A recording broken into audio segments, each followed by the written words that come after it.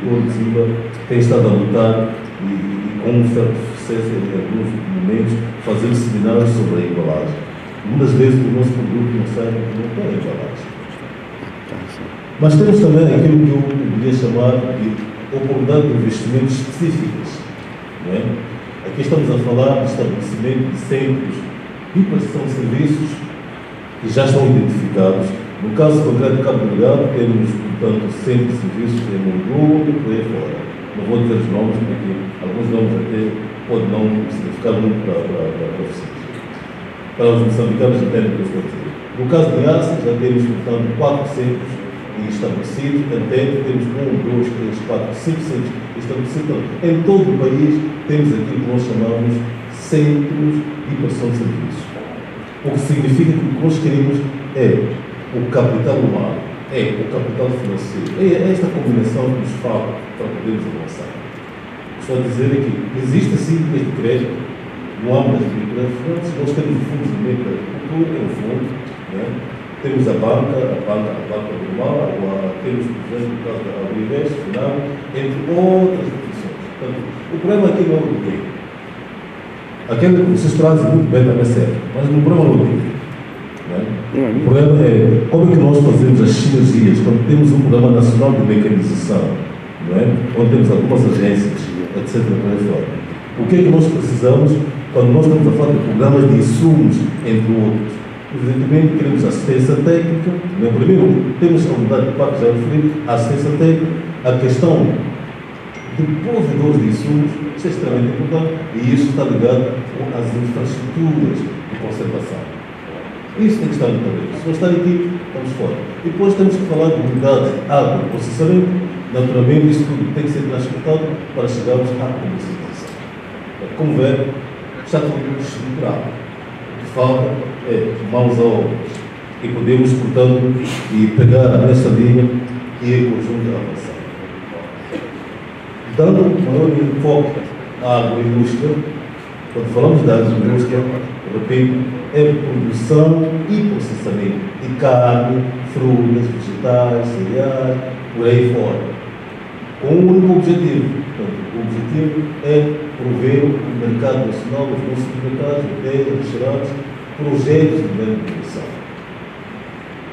Nós temos projetos âncoras na área de carvão, na área de gás, e essa gente nunca vai comer carvão e nunca vai beber gás. A Compal já está cá. Precisamos de mais indústrias que podem efetivamente trazer o que nós queremos, não só em Moçambique, mas também ao nível de toda a África Austral. Existe uma estratégia, a estratégia da industrialização. E Moçambique está neste momento a tentar tomar diante avançar na política e estratégia de industrialização deste país. E isso não pode ser feito apenas com o conteúdo local, ou seja, com nós, moçambicanos apenas, com o capital nacional. É preciso que haja, de fato, parceria. Quando falamos da algodão, como referi antes, estamos a falar de esclarecimento, a fiação de selagem, a produção de vestuário e artigos textos. É isso que nós gostaríamos de ver acontecer. E já tentou acontecer na década de 70. Já produzimos aqui camisas meio de Moçambique.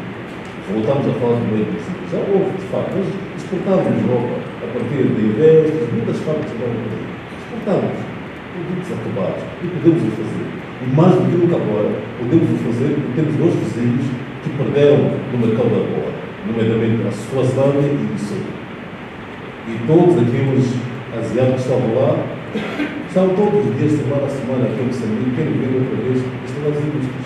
Então nós podemos fazer sinergia, isto é, trazer tecnologia, num país da CPLP, onde nós podemos falar a mesma língua e ao mesmo tempo nos entender e avançarmos, portanto, como nunca rapidez. Então, eu acho que este elemento da agricultura é extremamente importante. Na área de mobiliário, não faz sentido não termos materiais de construção, não faz sentido importarmos mobiliário derivado, não faz sentido trazermos outro derivado para a estimação do poder. Quando podemos fazer aqui. Portanto, não é um problema, digamos, de falta de matéria-prima. Matéria-prima está disponível.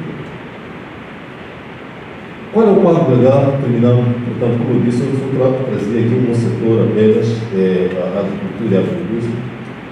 E o diretor Cláudio Zimba falava um bocadinho daquilo que é um pouco o ambiente do negócio, que até é um pouco preocupante. É preocupante quando olhamos que há 4 dias foi lançado o Good Business, onde Moçambique perdeu 6 lugares numa determinada companhia, 3 lugares na outra, então deixamos um bocadinho o Good Business. E isso é muito bom. Naturalmente, o grande desafio é continuarmos a olharmos para aquilo que é a estabilidade política, em primeiro lugar, mas também a questão do quadro legal. Não vou levar muito tempo aqui, portanto já vou terminar a minha intervenção.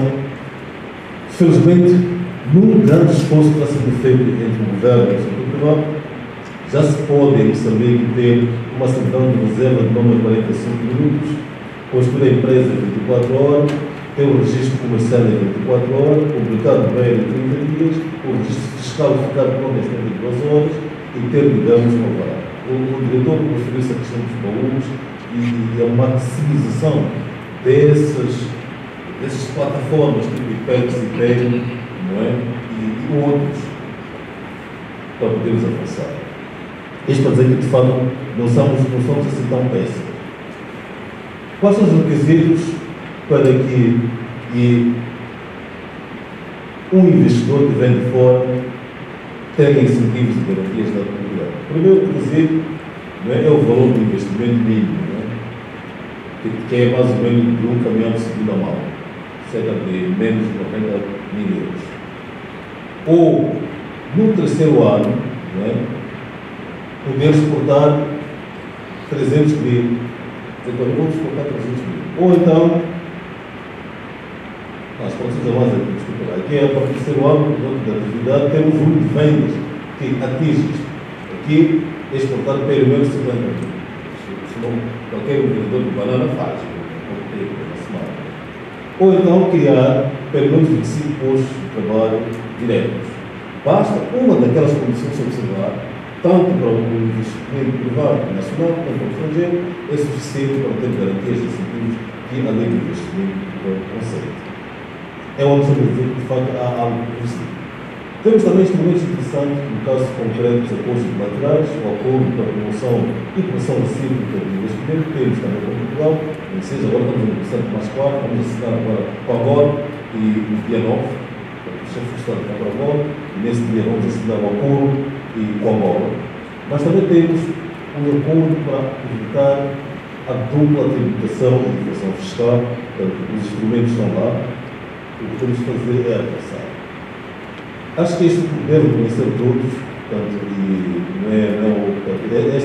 são as taxas que são pagas quando há importação de equipamento, 5%, matéria-prima, produção de acabado, o nosso nível está ali, portanto, o nosso imposto para o rendimento das empresas é 32%, e para a agricultura é apenas 10%, que é a área que estamos a discutir agora. E temos imposto para circular, é mínimo 10%, máximo 10%, para a participação na fonte, 20%.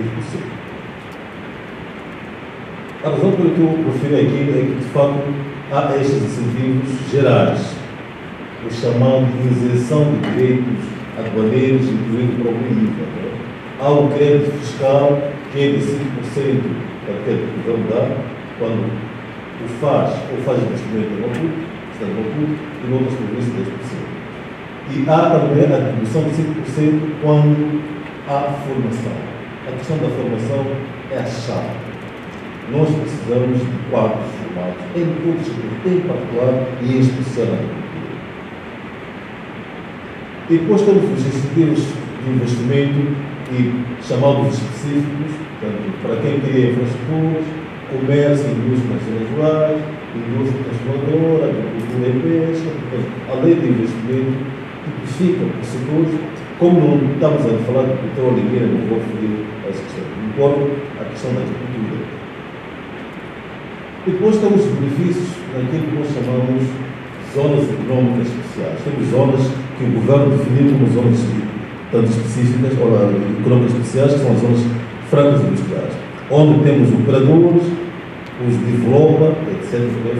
Este é o tipo de incentivos que tem, que não vou dar detalhes, vou deixar a minha apresentação para quem quiser. Ouvi dizer que vão a Natal e vão a Nampula, portanto, isto os meus colegas de Gazeta, naquela ele pode falar com mais detalhe, mas o delegado da rua vai fazer uma consideração sobre essas coisas.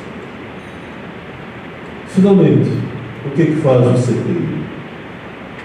É uma agência nacional, eu chamo muitas vezes, é a agência sombra, a agência Umbrella de todas as agências de enfoque, nomeadamente do IPERA, é uma agência de enfoque para as pequenas e médias empresas, e o IPEX é uma agência de enfoque para a implementação das exportações, o CEPAC é uma agência de enfoque para a área da agricultura, o Gazeta para as zonas de pontos, o CPI